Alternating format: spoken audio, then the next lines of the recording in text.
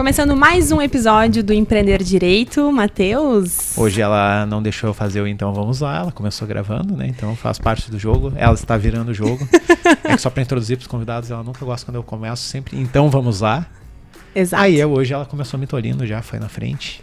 Hoje nós temos dois convidados maravilhosos, a gente vai falar sobre o quê? Qual é o tema de hoje? Hoje é produção acadêmica, Construção de autoridade. Construção de autoridade na advocacia e expansão, principalmente, né? Porque a gente tanto fala aqui em começar a advogar e agora também vamos falar em como expandir, né? Como criar a sua autoridade, criar a sua marca, como tu gosta de falar. O branding, né? O famoso branding. É, tudo em inglês. Né? Lembrando você que está ouvindo a gente, que a gente tem a revista Liber número 3, finalzinho de ano, edital aberto até o dia 20 de novembro. Pode mandar sua produção acadêmica e reforçar tudo aquilo que a gente vai conversar aqui. Exatamente. Vamos aos nossos convidados? Vamos aos convidados. Doutora Mariana Camargo, maravilhosa, advogada. Quanto tempo advogando, doutora? Pois é, então...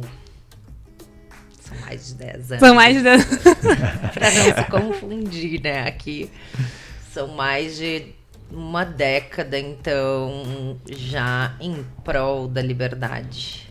É um prazer estar aqui com vocês, Karina, querida. Sempre atuando com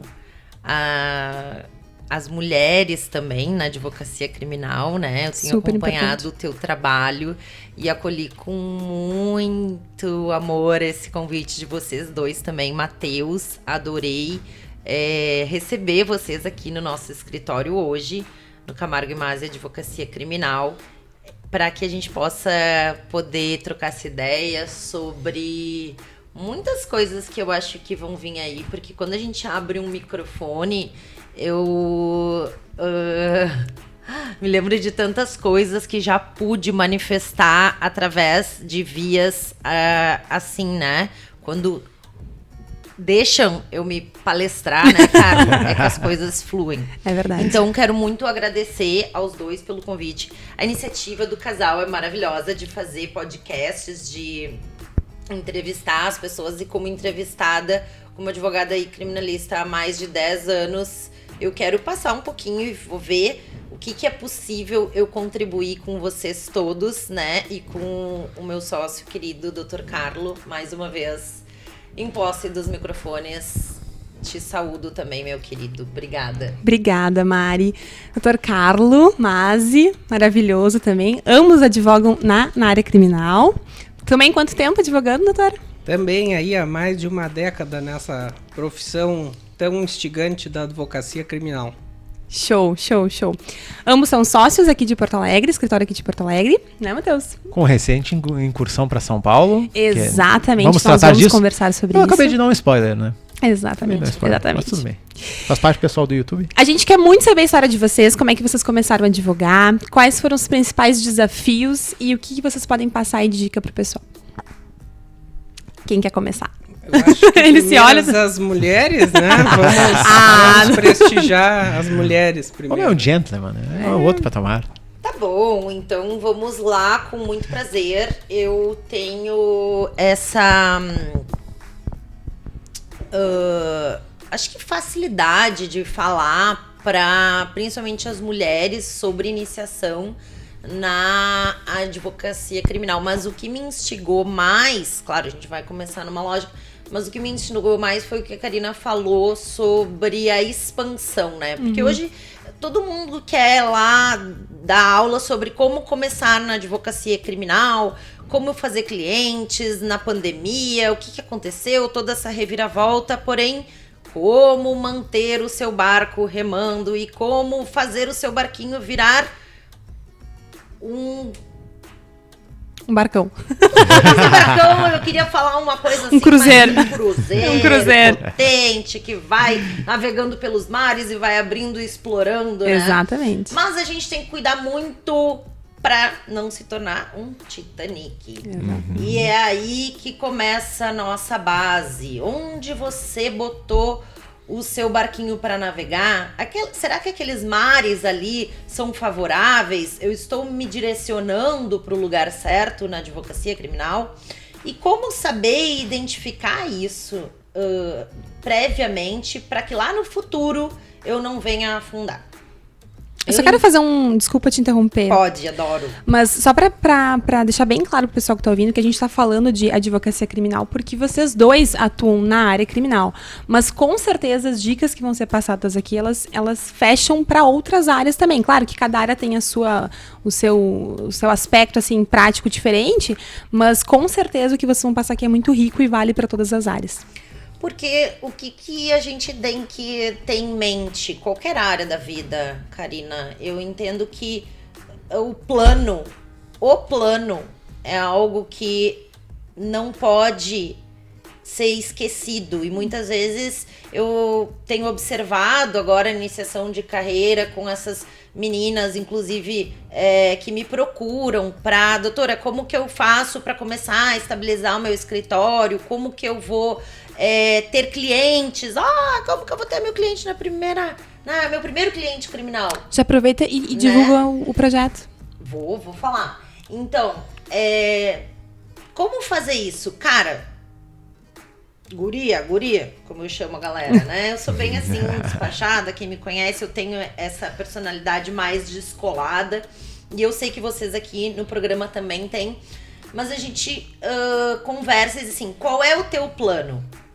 E eu puxo uma conversa bem estabelecida e doutrinada, quais são as nossas opções e como que a gente vai navegar por esses mares. Então, assim, eu preciso ter um prognóstico, uma provisão daquilo que eu quero ser ou estar, onde eu quero estar como advogada criminalista daqui a 6 meses, 1 ano, 2 anos, 5 anos e 10 anos. Então, se eu estou começando agora, eu vou colocar todas essas minhas metas no papel hoje, para poder começar a tirar do papel uma a uma, né? E como eu sei que eu vou trazer de novo esse plano e como eu entro em cada uma ramificação dele, quais são cada etapa do plano para sair do zero e se tornar uma advogada criminalista, até chegar lá no tô aqui no meu cruzeiro e agora eu só quero beber drinks e deixa o dinheiro lá trabalhando para mim. Exato. Né? Como é que eu vou chegar nesse ponto? Lá na base, a primeira nossa etapa é que vem, eu acho que ia calhar agora, o Dr. Carlo com todo aquele movimento acadêmico, né? E de estimulação desse primeiro passinho que é hello, onde estou, para onde vou? E isso começa adquirindo o quê? Conhecimento através da educação e é lá na base o nosso alicerce do que eu estudei, do que eu li, do que eu escrevi, os trabalhos que eu publiquei, né, Carlo? Primeiro quero saudar então a Karina e o Matheus, dizer que é um grande prazer, acabei não saudando na minha primeira fala ali, mas dizer que é um prazer estar aqui com vocês nesse podcast que eu tenho acompanhado e tenho certeza de que é muito importante para todos que assistem, assim, acho que tem uma repercussão muito boa. Dizer que é um prazer estar ao lado da minha sócia aqui, como sempre, nesses momentos de passar algumas ideias assim sobre o que a gente tem vivenciado na advocacia criminal. E claro que eu concordo com ela nessas primeiras manifestações, assim, eu acho que a gente tem que ter alguns planos assim na nossa carreira profissional. Algumas coisas, obviamente, vão acontecendo no meio do caminho que vão nos dando portas, assim, por onde a gente quer seguir, né? E aí a gente vai ter que estar preparado para, naquele momento, estar, né, com todas as condições de poder tomar a melhor alternativa. Então, o que eu penso sobre a advocacia criminal e a minha trajetória se desenhou desta forma, de que isso começa muito na faculdade de Direito já. Quando a pessoa começa a tomar consciência de que a advocacia pode ser uma área a ser explorada, de que a pessoa tem vocação para aquilo, porque isso é algo muito importante, sempre se fala naquela questão de vocação, mas a faculdade de Direito é algo muito amplo, o curso de Direito, curso de Ciências Jurídicas e Sociais é algo extremamente amplo que dá uma margem para muitas profissões. Exatamente. E a gente conseguir focar na advocacia é algo que às vezes depende muito de influências que a pessoa tem, de pessoas que acabaram te influenciando a seguir por aquele caminho, e aquilo ali vai te abrindo algumas portas e vai dando algumas luzes. Mas não basta abrir a porta sem saber aproveitar aquela oportunidade que surge, né? Então, já dentro da faculdade, eu entendo que o jovem acadêmico, ele deve procurar se cercar de pessoas que vão poder ajudá-lo naquela trajetória, né? E se cercar de conhecimentos que vão ajudá-lo futuramente a poder exercer bem a sua profissão. Exato. Que também hoje nós temos um déficit muito grande na advocacia em geral, mas sobretudo na advocacia criminal, de uma falta de preparo para exercer a profissão. Exatamente. Uma falta de preparo que na nossa área é algo extremamente sério, porque acaba refletindo na liberdade de pessoas. Então, eu acho que essa consciência de que a advocacia criminal vai lidar com bens assim de suma relevância do ser humano é o primeiro ponto. Assim. Uhum. A pessoa se dá conta de que não são só os honorários ali, não é só uma profissão, digamos assim, que vai te dar algum tipo de estabilidade financeira ou não. A gente tem que ter consciência, e isso ao longo da nossa trajetória, muitíssimas vezes nós ajudamos pessoas que precisaram dos nossos serviços e que não tinham condições de nos contratar como advogados. Mas isso faz parte também dessa consciência da advocacia criminal. Ela é uma consciência social, né, da necessidade de existir um advogado, uma advogada criminalista para ajudar pessoas que estão sendo acusadas, dentro de uma perspectiva de que todos estudantes de direito serão favoráveis à defesa de direitos e garantias fundamentais. E também da necessidade de nós sabermos que, para chegar nessa defesa, nós precisamos nos preparar para isso. Né? Então aí vem a necessidade, desde a faculdade, começar a procurar a área acadêmica também, para que ela nos dê um arsenal de armas para que nós possamos entrar dentro de um processo, depois quando formos contratados. Que não adianta saber lidar com isso. Legal, chegou aqui, bateu uma porta, doutora, meu filho foi preso. Tá, e agora, o que eu faço? Como é que eu acho o número do processo do seu filho? Onde é que ele tá preso? Ele tá no presídio? Ele tá na delegacia?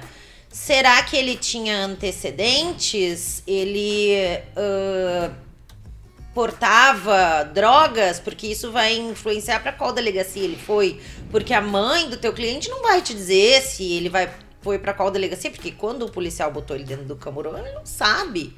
Não vai te dizer isso. Então, onde que eu vou me abastecer? Em que fonte que eu vou beber? Porque não adianta. Eu quero cliente, quero fazer cliente. Tá. E eu vou fazer o quê? Depois que eu passei também por essas fases iniciais de primeiras providências com o cliente preso, qual é a providência jurídica a ser tomada naquele momento? Porque se tu errar ali, pode ser crucial para todo o processo. Vocês estão levantando... Pode falar. Não, e até uma questão que é bem interessante, assim, que une muito bem as duas falas, né? É a questão, assim, quando a gente está na faculdade, ninguém nos ensina como é que a gente vai trabalhar depois. E eu acho que um dos principais erros de quem começa por vezes é não ter algum mentor, né? Não ter alguém próximo. E a melhor forma que se tem de começar aí, fazendo um gancho com a tua fala, Carlos, a empreender desde a faculdade, né? Se posicionar já como um estudioso da área do direito e, ao mesmo tempo, atalhar portas para ter estes mentores é por meio da academia. É se juntando em grupos de estudos de professores da área que pretende seguir, é produzindo, digamos assim, estreitando laços com aqueles professores, com aqueles mestres que tem na faculdade, porque aí uma pessoa, quando se formar enquanto profissional, vai ter acesso a um advogado muito mais experiente, que pode dar essas portas né, explicar como é que funciona a vida como ela é, e ao mesmo tempo vai ter um currículo, né, algo já de estofo, para que quando cheguem clientes, principalmente assim, a gente sabe que clientes mais hipossuficientes dificilmente vão olhar o currículo do advogado, vão ver se tem publicação ou não tem. Só que depois de um determinado momento, aí até daquela analogia do barco, né, quando o barquinho a remo começa a virar uma lanchinha, alguns clientes já começam a olhar. E tem cliente, eu já tive cliente que sentou no meu escritório lendo todas as publicações que eu tinha feito primeiro, para ver como é que eu escrevia, como é que eu me posicionava, como é que era. Tanto que eu me assustei, porque foi o único cliente até hoje no escritório que marcou atendimento por e-mail. Ele abriu o site do escritório, pegou o e-mail, marcou por e-mail, eu e a Karina pensando, nossa, é um psicopata que tá vindo aqui nos matar. Depois que eu fui descobrir que na realidade ele veio de uma indicação, mas quis fazer por e-mail para ficar uma coisa formal, que ele é um engenheiro extremamente formal. São raras as pessoas que adotam essas posições, assim, como tu falou. Quando a gente dá o pulo do gato dentro da nossa profissão, é esse tipo de cliente que a gente tá querendo absorver e expandir, né? Então aí é que eu vou procurar lá longe, e como é que eu vou fazer para chegar lá naquele cliente específico que tem que leu as minhas publicações, que sabe quem eu sou, o que eu estudo, de onde a gente vem, de onde a gente vai, quem é os sócios, quem são os sócios, qual é a nossa história de atuação. É esse tipo de cliente Exatamente. que a gente quer, né? E tudo tem que ser plantado, mas né? para isso, onde é que geralmente na advocacia criminal a gente começa? Não é lá. A maioria dos estagiários, o que acontece? Eles querem sentar na cadeira lá fazendo, doutora, cadê o HC hoje para eu fazer? Não é assim. Não é essa a realidade. E eu acho que é um pensamento extremamente infantil, né, de vários operadores, assim, porque a gente tá na faculdade e quer terminar, né, logo, já quer começar a atuar.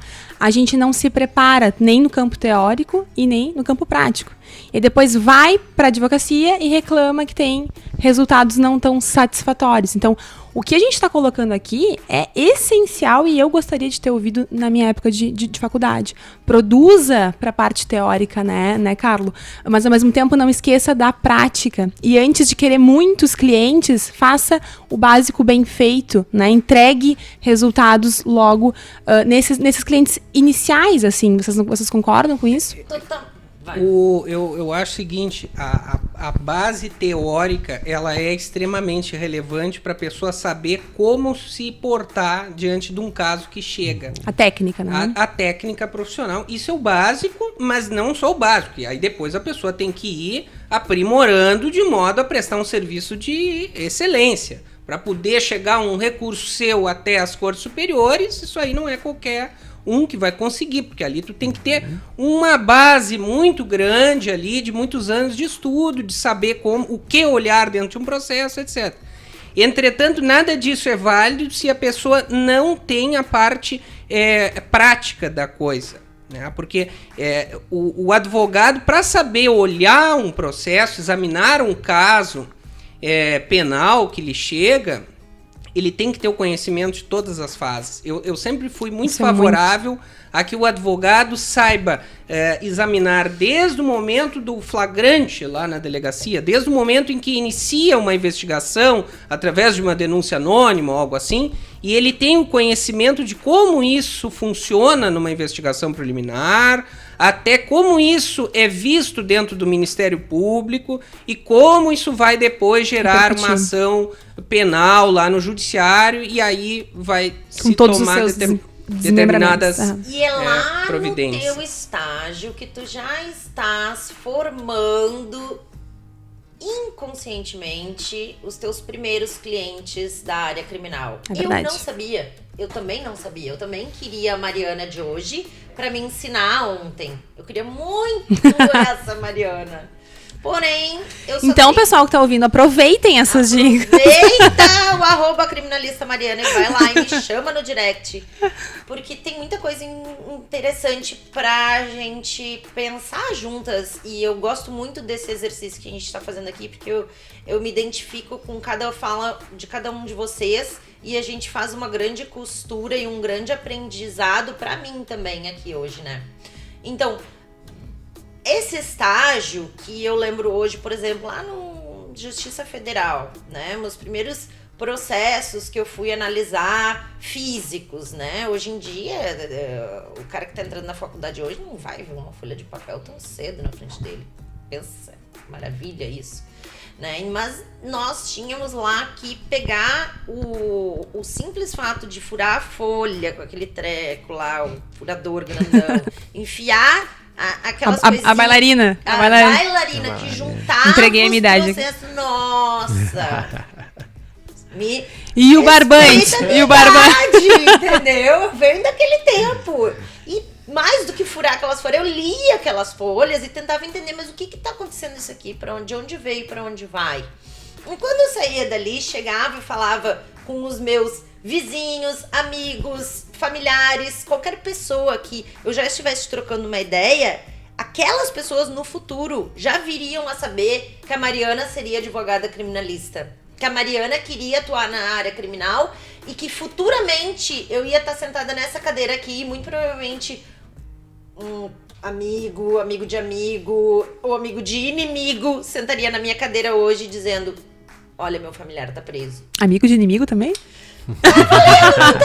Tá valendo, tá valendo. Amigo do inimigo, nem meu inimigo é verdade. Tudo certo. Brincadeira. Então, eu prezo muito os meus contatos e a forma que eu me posiciono perante a própria sociedade como um todo. Eu sou advogada criminalista, desde a hora que eu acordo. Se eu boto o pé na rua, lá dentro da minha casa, eu posso ser a Mariana, mas na rua eu tenho que me posicionar assim. Por quê? Porque ninguém conhece quase ninguém da área criminal. É verdade. Então, quando botar o pé na cadeia, aquela guria lá, ela era criminalista.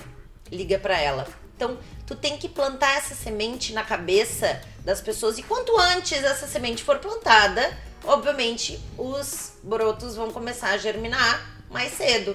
Então, como que a gente vai fazer isso? Ah, bom, existem técnicas, existe treinamento, e tu, se for inteligente, que na época não tinha essa né, provisão do futuro, e tampouco a gente é muito jovem quando tem que entrar na faculdade e decidir pelo que a gente quer pelo resto da vida. Quem dirá pra lidar com a liberdade de uma pessoa aos 17 anos, eu vou querer... né, dizer pra minha mãe que eu vou defender bandido. Já pensou? Então tem uma série de coisas, mas o interessante é, se você veio já com esse chip, porque eu entendo que os advogados criminalistas, eles vêm já instalado dentro da gente, assim, de repente um chipzinho, alguma coisa assim, ponto, direitos e garantias fundamentais. Tá ali, tá incrustado, e eu tenho que usar ele, né? A meu favor. Essa questão do que o advogado criminalista nasce, né? É algo assim que vai muito depender, na verdade, do que tu teve contato ao longo da tua vida, me parece, né?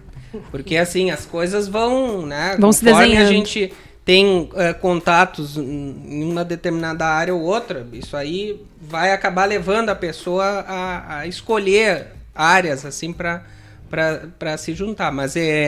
Mas realmente muitas coisas na advocacia a gente pode desenvolver, né? Uma das questões que é extremamente relevante, me parece, na advocacia criminal é a oratória. E isso é uma das coisas que muitas pessoas não têm este dom, mas podem desenvolver. Facilmente. Né? Porque assim, o leque de habilidades que um advogado precisa ter é muito amplo. Muitas vezes a gente não tem todos eles. E às vezes a gente se cerca de pessoas que podem nos complementar, né? Que talvez tenha sido o caso aqui da nossa sociedade também. Com certeza, né? não é talvez, essa altura do campeonato ainda não te deu bom. Então, eu acho que isso é uma coisa importante, né? A gente procurar pessoas que nos complementariedade, né? Exatamente. Qualquer coisa na vida, ninguém tem 100% das faculdades. O que a gente entendeu e o que eu penso que seja o segredo que deu certo entre nós é que eu tenho o que você não tem e você tem o que eu não tenho. Né? Explorar ao máximo as potencialidades assim de cada pessoa. Porque ninguém vai ser excelente em tudo, vamos dizer assim. Né? A pessoa pode ser muito esforçada em determinadas coisas, que é o meu caso na maioria delas. Me esforço bastante. Tudo, tem que ter muito esforço, muita dedicação, muita Mas mesmo nas coisas em que a gente não é tão bom, vamos dizer assim, a gente tem que se colocar à prova.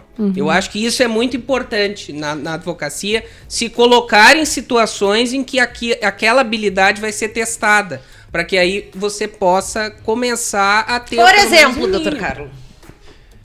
Eu acho que a questão da sustentação oral, que é uma coisa que muitos advogados às vezes têm receio. Isso, sustentação oral, mas júri também, né? Júri, muitos advogados... Audiência, né? Quando precisa fazer alguma... Sim, que precisa ter uma intervenção oral imediata que necessita de um pensamento muito rápido e uma oratória condizente, mínimo razoável, né? Mas condizente com aquilo que você quer proteger.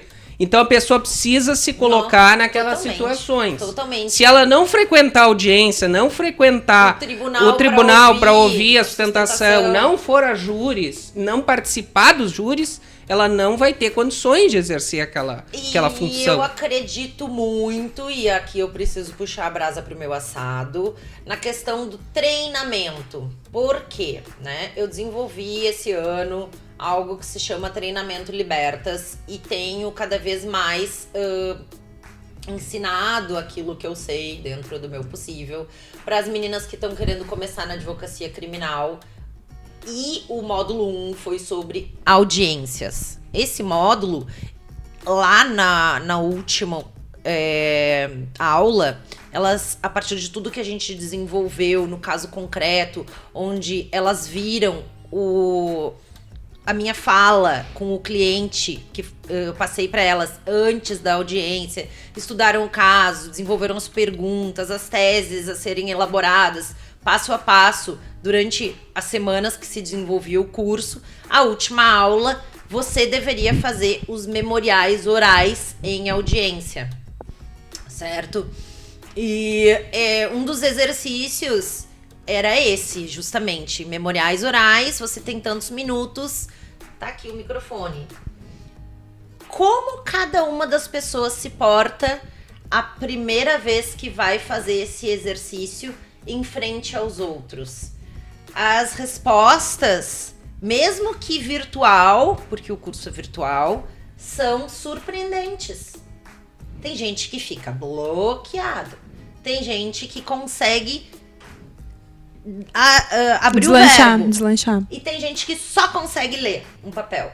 Então, como é que eu vou desenhar isso para me tornar uma advogada criminalista completa? Isso que a gente tá falando, com todas as faculdades, ou pelo menos minimamente saber desenvolver, né? Como o Carlos falou, desde o início do inquérito, o que vem passo a passo. Não, e veja como é importante ter a intersecção com o conhecimento técnico, porque a pessoa, para fazer memoriais orais, ela tem que ter não só um conhecimento muito bom do processo, que aí vai... né? Eu falo primeiro do processo em si, da prova, dos autos, da atenção na audiência para captar os principais elementos para poder fazer um resumo em sede de memoriais, como também ela tem que ter um conhecimento jurídico para fazer aquela interpretação, que é o que chega diariamente nos escritórios. Um caso, né, uma história onde você tem que saber fazer o diálogo com o direito, para poder extrair dali as teses possíveis, seja em termos acusatórios, seja em termos defensivos, e como montar as estratégias, que aí vem muito é uma coisa que eu acho muito importante focar da advocacia criminal, que a advocacia é estratégia. E estratégia a gente aprende como montar, né? Porque não adianta você ter também um conhecimento, né, teórico bastante expressivo, e não ter condições de trazer isso para o lado prático de como enfrentar uma acusação, por exemplo. Então você tem que ter estratégia, e a estratégia se compõe de um diálogo que às vezes pode ser formado com outros profissionais com quem a gente troca ideias. O melhor advogado criminalista é o que tem a melhor estratégia. Exatamente, a estratégia é fundamental. A estratégia, e ela nasce onde? lá no momento em que se deu o delito, já começa a pensar na tua estratégia. O inquérito já tá tarde. Quando abrir o inquérito, já tá lento. Com certeza, daí o advogado já tem que ter um conhecimento bastante amplo daquela matéria que está se tratando ali. Porque hoje em dia, para você advogar em determinados tipos de delitos, aliás, em todas as esferas do direito penal, digamos assim, nos sub-ramos do direito penal, tem que ter uma certa especialização para aquele tipo de crime. Para você conhecer a doutrina que trata daquele crime, você conhecer a jurisprudência que trata daquele crime e como isso vem sendo tratado nos tribunais. Né? Uma das coisas que se dizem, o advogado muito bom é aquele que conhece a lei, né? Mas o melhor é o que conhece o juiz também. Né? Então você tem que conhecer o judiciário também. Você tem que conhecer as pessoas que estão ligadas aquela área de atuação. Isso é muito importante, dos contatos na advocacia com outros advogados, com outros colegas, com colegas que possam dar dicas que já passaram por aquilo ali antes. E aí o jovem, obviamente, tem que se cercar de pessoas mais experientes que ele. Quantas vezes eu já recebi de colegas mais jovens, e até nem mais jovens, até da mesma, ou até mais velhos, mais experientes, enfim, pessoas que queriam trocar ideias sobre determinados pontos. Como é que você já fez isso aqui? Como é que se faz tal coisa? Eu não atuei ainda nesse tipo de crime, ou determinada situação assim, e aí vai fazendo essa troca, porque a advocacia tem muito disso, tem muito dessa questão de... embora às vezes é um pouco difícil, mas nós advogados precisamos ter uma certa união, porque já defendemos a parte mais hipossuficiente, né, num processo penal. Né, já partimos com muita desvantagem em relação a uma acusação. Com certeza. Então, se nós não nos unirmos, e aí vem um outro ponto interessante que eu gostaria de trazer, o fato de nós precisarmos ter uma consciência coletiva de advocacia. E aí a importância de nós participarmos, seja da OAB, seja de associações, que vão nos propiciar contatos com outras pessoas e também estratégias coletivas. Prerrogativas. Quantas vezes eu hoje demandas a gente pode... vice-presidente da Associação Brasileira dos Advogados Criminalistas no Rio Grande do Sul. E quantas demandas de advogados já chegaram até nós que isoladamente não se conseguiria chegar a um resultado. Né? Se o advogado, dentro de uma ação penal, dentro de um processo, fosse fazer uma petição, ele não teria o mesmo êxito que uma associação fazer um ofício para uma autoridade, por exemplo, e resolver um problema que é da prática profissional, que vai tornar a advocacia um pouco mais fácil. Então isso são inúmeras situações. São várias pinceladas que a gente deu aqui que, em resumo, falam muito bem. A gente precisa sempre ter a teoria e a prática caminhando sempre em conjunto. E o networking, o netweaving, né, que agora também estão falando, também é super importante para os nossos resultados. O quê? Netweaving. É uma nova versão de network. Não vou entrar muito, porque eu acho que não é objeto do nosso episódio, mas é basicamente assim, em vez de você olhar para o outro interessado no que ele tem para te oferecer, ou seja, o network, né? Eu olho para aquele profissional e o que ele pode oferecer para mim, eu penso o que eu posso oferecer para ele, que agrega valor para ele, e ao mesmo tempo a gente pode ter esse retorno, uma via de mão dupla. Né? É uma parceria? Exatamente. É como se você olhasse o network. A gente trabalha muito. Então, exatamente. Anos e só botaram, não é job, é trabalho, não é net... É netweaving agora. Weaving, é parceria. Mas basicamente assim, eu quero botar um asterisco aqui, Matheus. Eu acho que esse episódio, a gente tá falando muito sobre teoria, prática e contatos, e eu acho que vocês dois, a sociedade de vocês fala muito sobre isso, né? O Carlo, ele tem essa produção acadêmica muito forte, ele é um pouco mais reservado, né?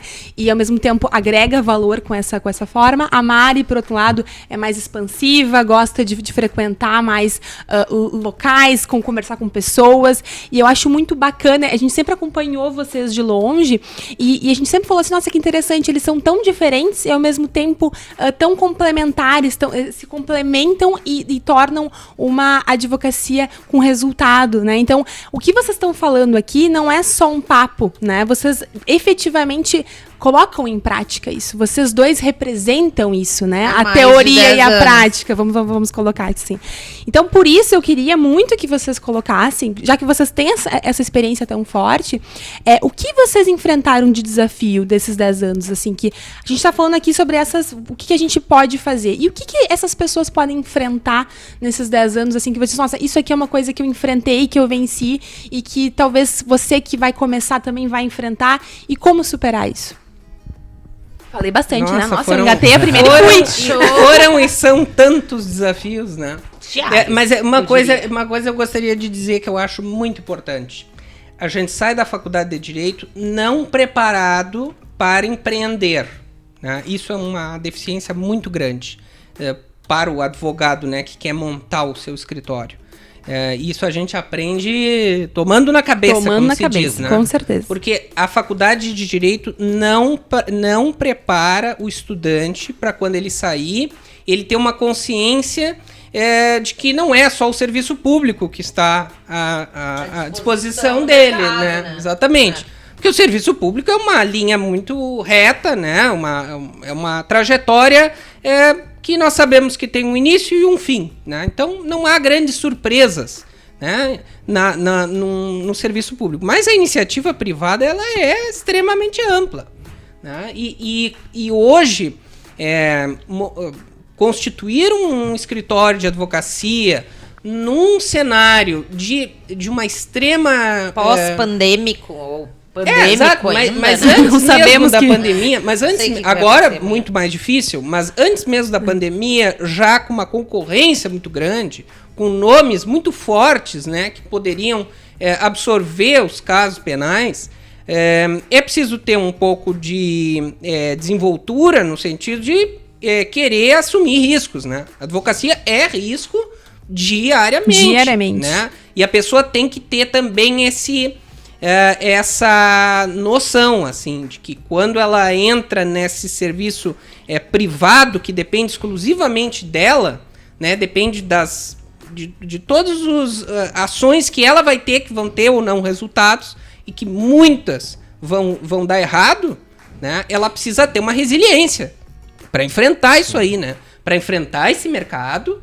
que não é fácil, que a gente está sempre correndo atrás.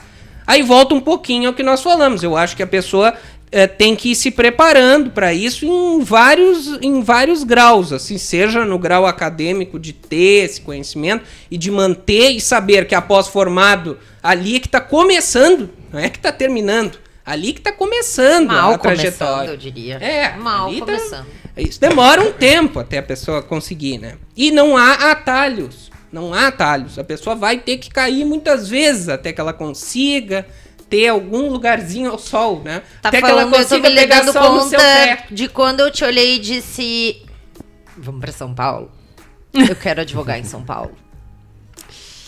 Não é para fracos, é um mar que a gente tem que enfrentar, um oceano muito inimaginável.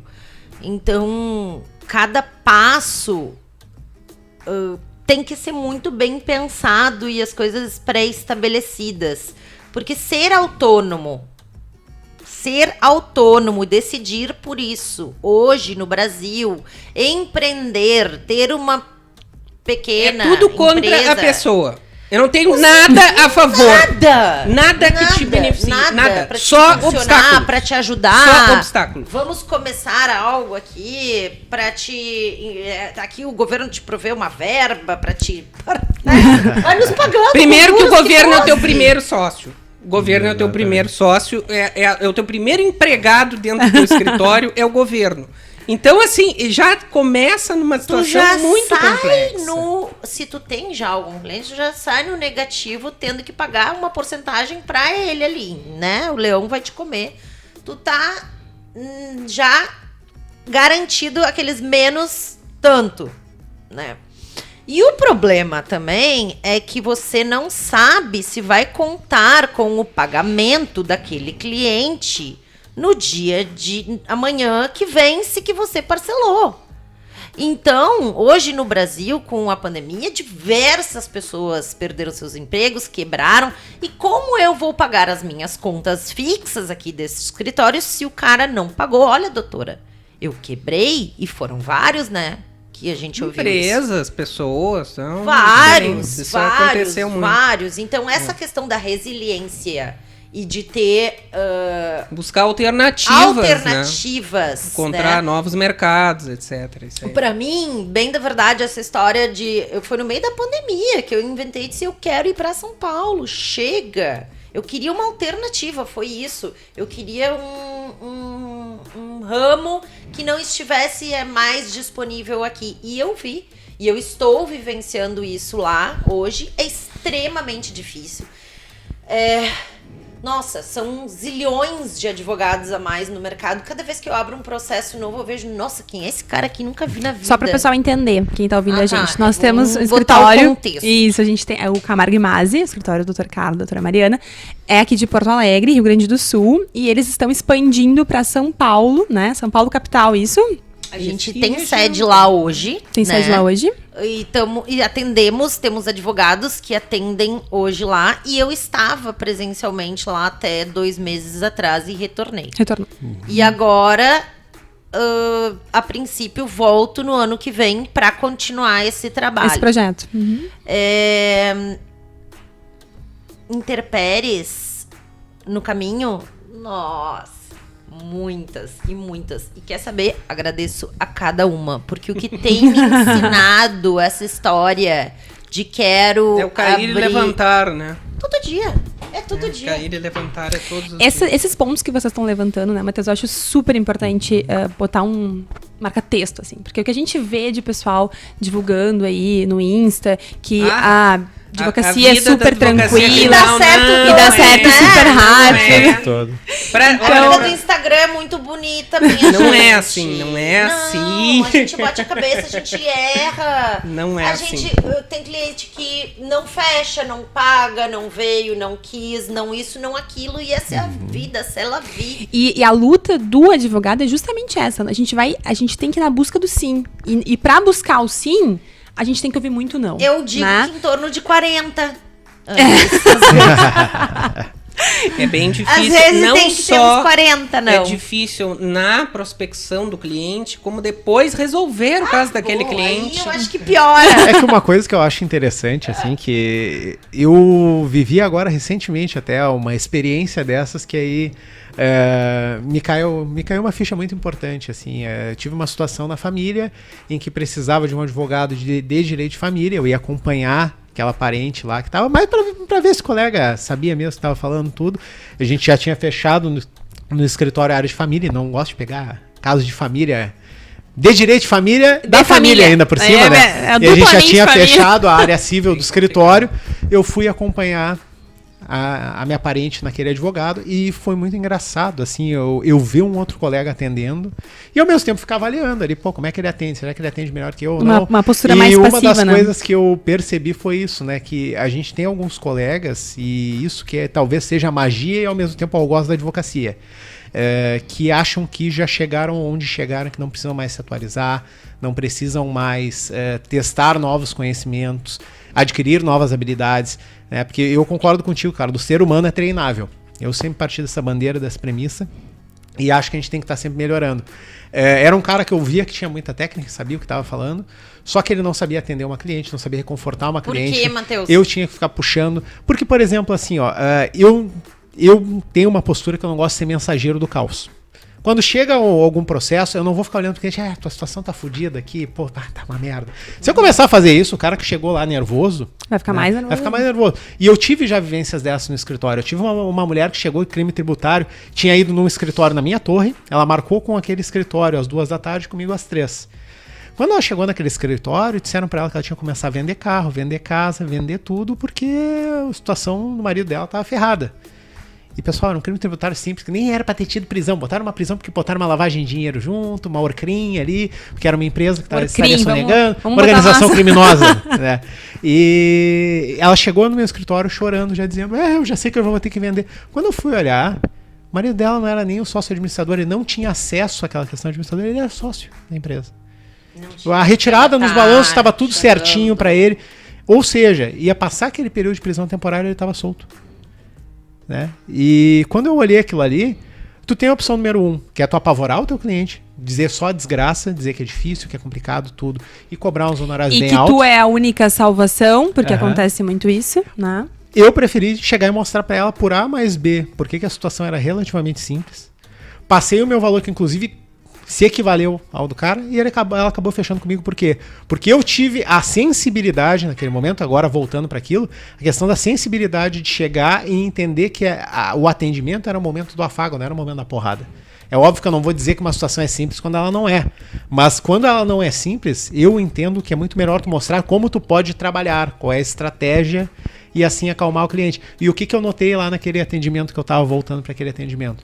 Que o advogado ele não sabia passar qual era a estratégia. Só dizia assim, não, isso tu tem direito. Não, isso tu não tem. E como é que a gente pode trabalhar em um contexto litigioso? Vai ser assim, assim, pro assado. leigo. Exatamente. Não só explicar pro leigo, mas é passar as informações devidas. Eu sempre gosto de fazer uma analogia do médico com câncer.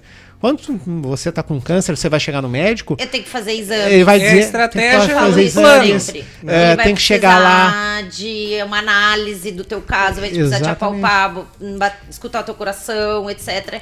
Aqui a gente faz o mesmo. Eu falo sempre isso. E se eu chego no médico, ele só vai me dizer assim, não, primeiro tu vai fazer uma químio, depois tu vai fazer uma rádio e depois acabou. Aí tu vai te jogar daqui de cima. Tu já sai desesperado. Agora se ele disser, olha, a gente vai começar com uma químio, porque a químio vai conseguir reduzir lá aquela área cancerígena, depois a gente pode ir para uma rádio, depois tem que fazer talvez uma cirurgia, a cirurgia vai ter isso. Você está explicando os detalhes. Aí vai muito da preparação do advogado, de saber como conduzir a situação e de ser a pessoa certa para atender o caso, né? Exatamente. Porque às vezes chega um caso, se a pessoa não sabe, realmente, aqui é muito comum de nós recebermos clientes que já passaram por outros advogados.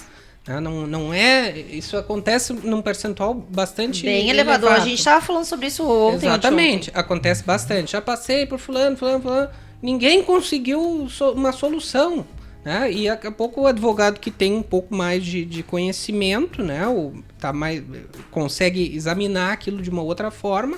Ele, aqui o meu escritório vai fazer assim, é isso, isso, isso e isso. Esse é o nosso plano de ação, né? Nós temos aqui uma estratégia para fazer essas coisas. Eu vou precisar de tal e tal documento, vamos precisar de tal e tal testemunha e tal coisa. A pessoa sente uma confiança de que finalmente eu consegui um profissional que entendeu a minha necessidade e que está me apresentando um plano de como eu supero aquilo ali, né? Claro que a gente tem que ter muita ética na advocacia, no sentido de não prometer resultados que não dependem só de nós. Né? O que o advogado promete é o seu empenho, o seu trabalho. Doutora, mas a senhora garante, né? Isso aí é o que mais aparece. Essa frase. Exatamente. Essa frase mas vocês não me contaram os principais desafios. Os principais desafios. Cada hoje um diz um. O principal desafio hoje é São Paulo. For sure, assim. Não tem outro maior. E ontem eu estava na minha TCC, terapia comportamental, e fazendo as minhas metinhas e metonas, que a gente programa a longo prazo, como eu comecei falando aqui pra vocês. Porque eu realmente acredito nisso, e funcionou pra mim, e tá funcionando. O meu desafio da minha metona, é o meu apartamento nos Jardins. Então se joga, fia. Vai botar teu sapato alto, vai pro presídio, vai trabalhar. Esse é o meu maior desafio. É tudo que eu quero hoje, tá lá sentada, ter uma cadeira como eu sempre quis aqui, só que lá. Porque, Mariana, não sei, cansei daqui, ficou pequeno. Ficou pequeno. Não se encaixou mais. Ficou pequeno. Então, acho que as oportunidades de São Paulo, elas são zilhões de vezes maiores, assim, de tudo, pra tudo. Pra abrir os olhos de manhã, tu tem mais oportunidades e escolhas. E eu sempre gostei muito disso, eu sempre fui uma pessoa que precisava de novidade pra estar motivada. Então, esse desafio que eu me joguei foi esse. Mas... lá atrás, voltando no passado, o primeiro desafio, com certeza, absoluta, a ser vencido para eu me tornar uma advogada criminalista com todas as letras foi um ajustezinho que eu tive que fazer dentro da minha própria cabeça. Eu tava pensando na mesma né? coisa que tu tá falando.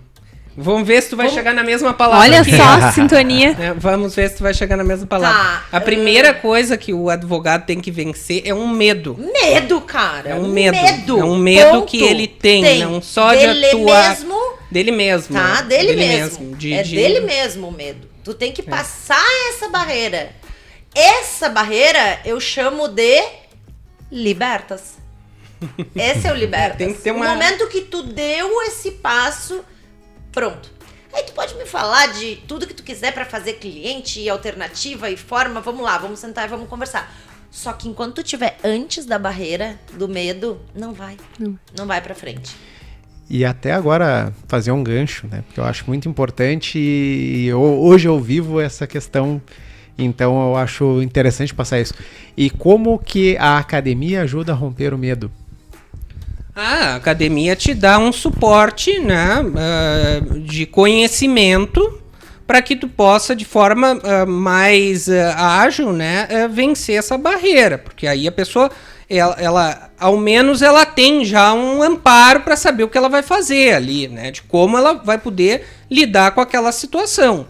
Se um bom conhecimento de princípios de direito penal e de processo penal é o básico para que uma pessoa possa querer constituir um escritório, né? Porque também não adianta a pessoa... Eu bato muito na ética profissional. O advogado tem que ter ética, hombridade de saber até o que ponto ele pode ir ou não, porque não adianta a pessoa se meter numa coisa que ela não sabe fazer.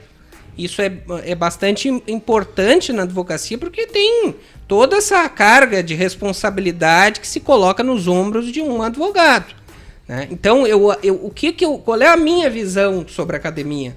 Academia eu acho que é muito importante para te dar essa bagagem, para que quando chegar o caso na tua mão, e ele não vai chegar do ar, com certeza, não. Com certeza ele não vai chegar, isso é um outro lado. É outro capítulo. É um outro lado, mas o dia que ele chega, né, com toda a dificuldade que foi conseguir aquele cliente, conseguir aquele caso para tu trabalhar nele, tu tem que saber como lidar com aquilo. De maneira muito ética, dentro da lei, dentro do que a doutrina preconiza sobre aqueles casos, dentro do que é a jurisprudência, sabendo o que temos que alegar aqui, que teses são possíveis de nós alegarmos aqui, para quê? Porque o cliente, quando chega para um advogado, ele quer um resultado. Isso na verdade, o diagnóstico. O nome disso é diagnóstico. O médico, dá pra fazer guardadas as proporções, né? A analogia com a medicina. Não adianta chegar o paciente e o médico não saber como resolver o problema. Mas, doutor, o que eu tenho? Bom, tá aqui então, o laudo. Onde é que tá escrito isso? Tá aqui, tem esse livro, essa doutrina. Exatamente. E uma coisa que eu acho bem interessante da produção acadêmica, que eu também sou fã da produção acadêmica, né? Entusiasta da produção. É que, por exemplo, assim, ano passado eu tive uma situação de um crime de manipulação do mercado de capitais. Era algo que eu não estava muito acostumado a lidar, máximo aquele contato acadêmico básico, assim, né? Quando a gente passa. E eu comecei a me aprofundar um pouco as questões das resoluções da CVM, toda a bagagem que tinha ali daquela área, que não era uma área que eu estava muito... Embora fosse o criminal, é um crime mais específico. E acabou que, em seguida, após conseguir resolver aquela situação, me surgiram 2 empresas de investimentos para fazer assessoria. E aí eu me lembro que eu e a Karina, a gente conversou bastante, eu falei para a Karina, olha, eu li tanto as resoluções da CVM, eu vou ler um pouco mais, me aprofundar um pouco mais, vamos pegar para testar.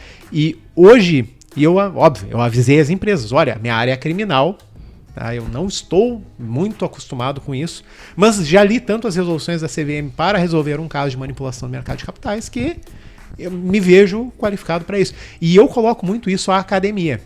Se eu não tivesse essa questão de investigação dentro da doutrina, eu não teria... É a base, né? Tu tem que ter os princípios. A base para poder jogar nessas situações. Mas aí fecha com o que a Mariana estava falando antes. Não adianta tu ter o conhecimento teórico, acadêmico, se tu tem medo.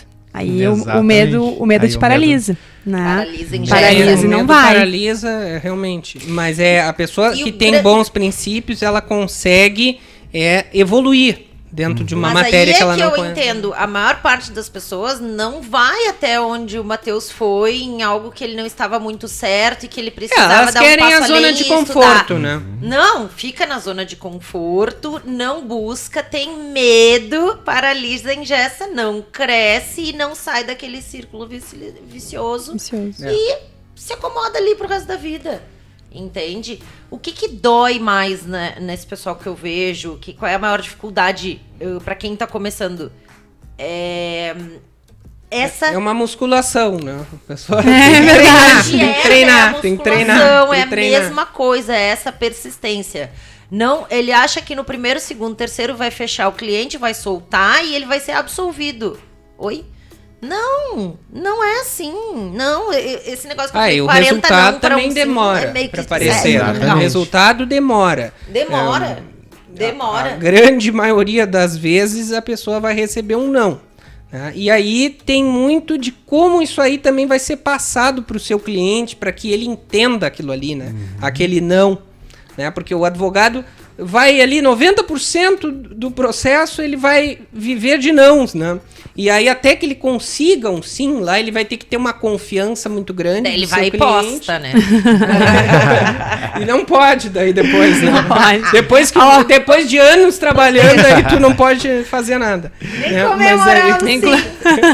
É difícil, é muito complicado, tem muitas coisas que a gente tem que vencer esse medo para poder passar. E também o medo, isso que eu queria dizer, assim, de não conseguir assumir quando está errado ou que não sabe, né? Isso, muita gente tem esse receio, eu não vou falar o que eu não, assim, mas a pessoa tem que reconhecer isso, né? Não sei, isso aqui, vou procurar me cercar de pessoas que possam me ajudar nessa situação e, de fato, levar isso adiante. Nessa parte, eu sempre gosto de fazer analogia com relacionamento.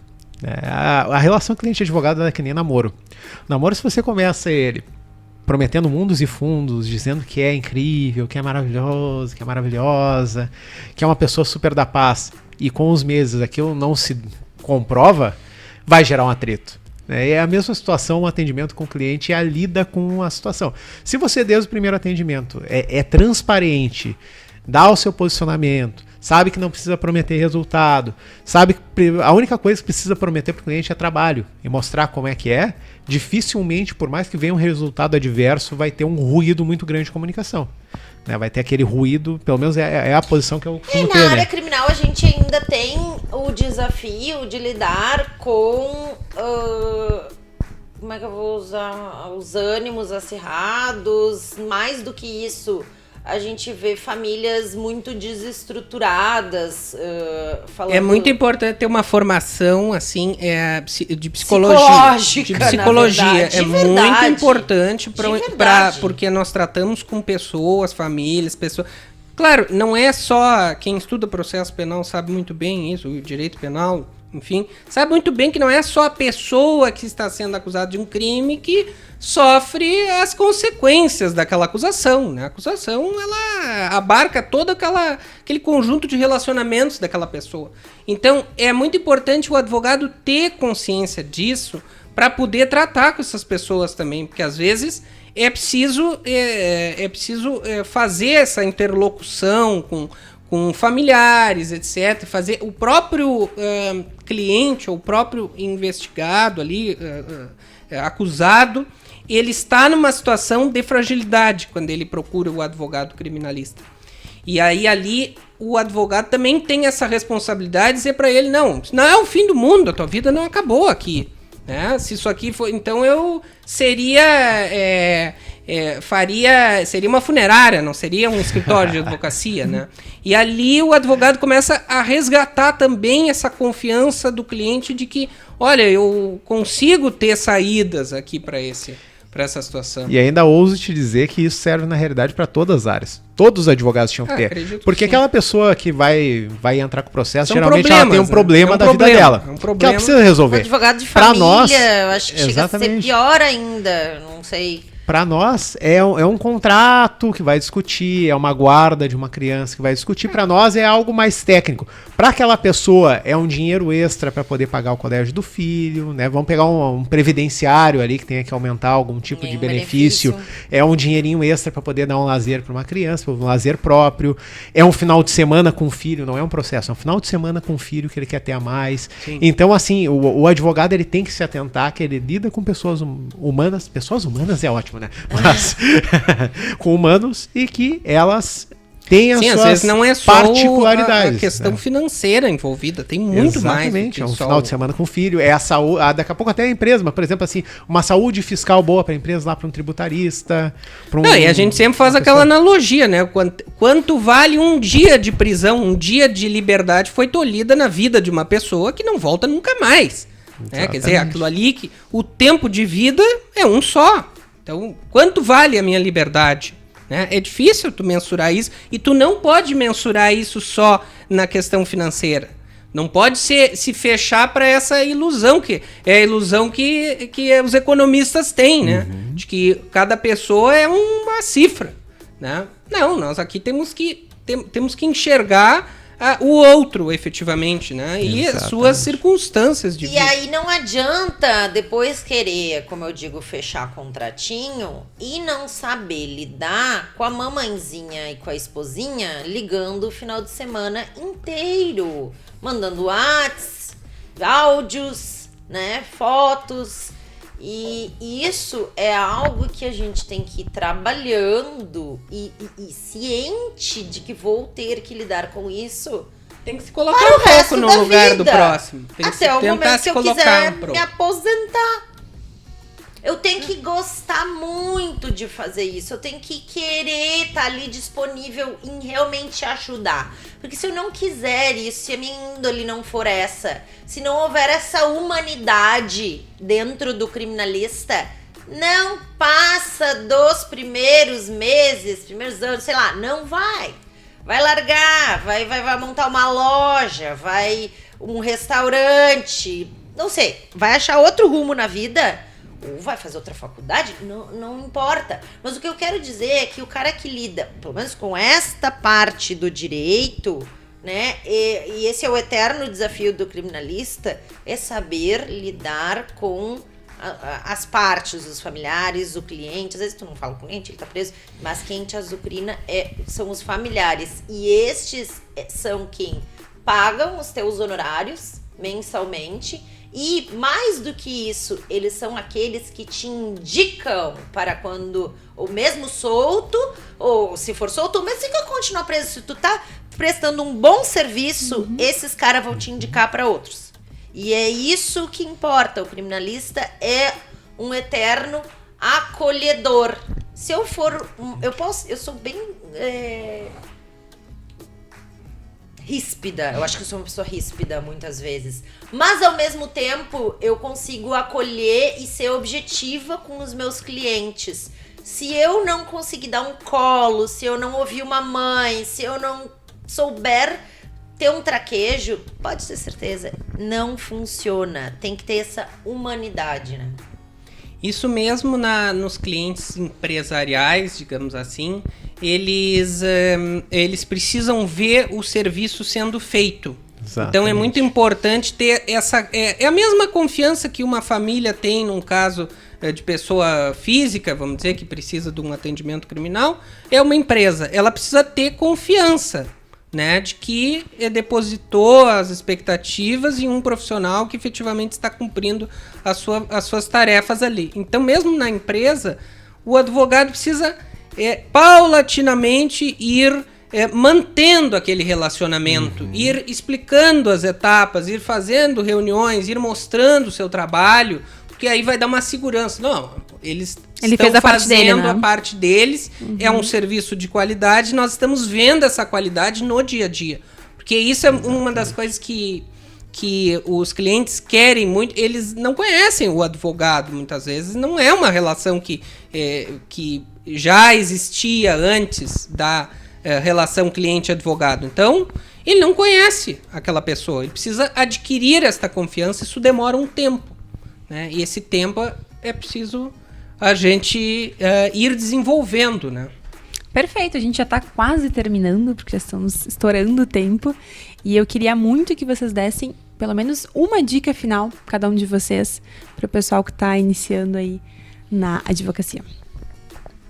Dica final, doutora Mariana. Fala tu, que eu tô cansada. Falou demais, agora que é na parte da dica, ela não quer dar. Você sabe o funk aquele? Sim, fala tu, que eu tô cansada. Olha, a dica é, primeiro, assim, não tenha medo. Não tenha medo dos desafios que vão aparecer. Quem decidir ser advogado criminalista vai ter que enfrentar os seus medos, né? Segunda dica, junto desta, não tenha medo, mas também não se aventure assim em mares desconhecidos, né? Tenha um planejamento e se cerque das pessoas certas, tá? Das pessoas das quais você confia e que já tem uma experiência na área e que já tem uma bagagem para lhe auxiliar. Então, cuide muito em quem você vai se espelhar ou não, né? Porque aquela pessoa pode ser uma porta para levar um caminho futuro ou pode ser um fechamento de caminhos ali que acaba representando algo difícil de se recuperar, né? E, paralelo a isso, busque na academia aquela bagagem teórica, né? Aquela força para você conseguir dar conta dos seus casos. Isso que o Carlos está falando é muito importante, porque nós lançamos a nossa revista jurídica, né? A gente possibilita que estudantes e pessoal que já está mais avançado publique as suas pesquisas sem precisar ter um professor que é mestre, doutor. A gente possibilita, obviamente o artigo vai para uma avaliação, mas você tem a chance de começar a circular com seu nome vinculado à matéria que você vai atuar. Então aproveitem a revista Liber para utilizar para a gente podia abrir para as gurias do Projeto Liberta. Tá aí, ó, fechou parceria. Desculpa, doutora, pode continuar. Não, eu acho que é isso aí. Eu gosto de fazer esse gancho, sabe? A dica com certeza. Com certeza, eu acho que dica. são duas coisas que tem que caminhar paralelamente. Exatamente. A pessoa tem que saber que a advocacia não é só a teoria e também não é só a prática. Não adianta você ter lá os seus clientes, né?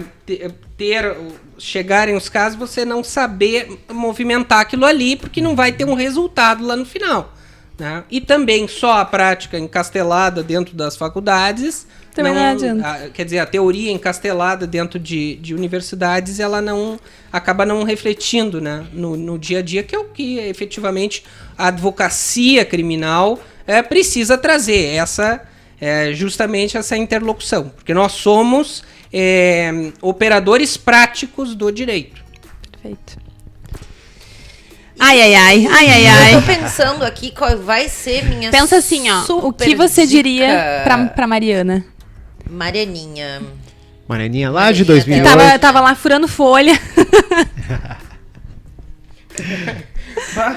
Amiga, faz exatamente tudo que tu fez de novo, mas dessa vez pensa bem. Tenha um plano. Um plano. Elabora melhor o teu plano basal. Quais são os passos antes de agir? Pense. Eu falo isso porque eu sou ariana e eu tenho que o tempo inteiro estar me lembrando disso, e é verdade. Então, muitas vezes lá atrás, eu perdi o passo porque botei um passo maior que a perna. Então, para começar na advocacia criminal, é muito importante. O que eu tô falando de plano? Eu preciso ter o quê? Tem que ter uma sustentabilidade na advocacia. Hoje eu preciso ter um escritório como esse montadinho, ou eu consigo aqui botar as despesas, fazer dentro da minha casa, mas aí vou ter que planilhar tudo, né? Botar as coisas, principalmente o financeiro, como um primeiro passo para possibilidade de atuação, né? Então, essa é a minha dica number one. Have a plan. Have a plan. If you don't have one, ask me how. Aí, eu nas minhas redes lá, você pode seguir, porque essas dicas posteriores do Pergunte-me como são através do Treinamento Libertas, que eu quero convidar a todos e a todas. Não é só pra meninas, não, tá? Todo mundo acha que por causa do projeto Libertas eu só trabalho com mulheres. Não, trabalhamos com homens, mulheres e todo mundo que quer iniciar na advocacia criminal e ter maior noção de como sair fazer esse plano voar. Então, pensa nesse plano e me ajuda. Se quiser ajuda, eu tô aqui, ofereço. Sempre as portas do nosso escritório vão estar abertas para vocês. Adorei tê-los aqui, adorei nosso bate-papo. Verdade, muito legal, obrigado. Parabéns pelo projeto Obrigada. aí, pelo podcast e boa sorte, boas portas sempre abertas aí para vocês. Dica final, Matheus. Acho que os convidados passaram muito bem, né? Planejamento, ter noção que tem que chegar tem que observar a prática e também trazer junto a academia, ter essa noção de investigação, a humildade de saber quando não se sabe. Eu ia falar isso, tá roubando acho que passa muito por humildade dica também. final. Eu acho que não adianta ouvir tudo que a gente falou aqui e anotar se você não tem o principal, que é ser humilde de entender que estamos em constante evolução. Precisamos aprender e botar em prática e conhecer pessoas e voar, né? Porque o mundo espera por nós. Parafraseando o Flávio Augusto, né? Não existe estabilidade. Né? Ou tudo está em movimento. Tudo está em movimento. Então, se você acha que está estável, você está parado. Se você está parado, o mundo te engole. O mundo está te ultrapassando. É um então foguete, né? Até a analogia que o Flávio faz é do foguete, né? O foguete ele tem um propulsor. Depois que ele solta aquela parte do propulsor, ele ainda vai indo. Foguete se ele não parar, dá ré, né? Se ele parar, ele cai. Não dá ré. Ou vai ficar à mercê do espaço. Mas se tu não ficar alimentando lá, ele cai. Ele cai. Perdido no espaço, né? E é normal de cair. Acontece com todo mundo em algum momento na vida também.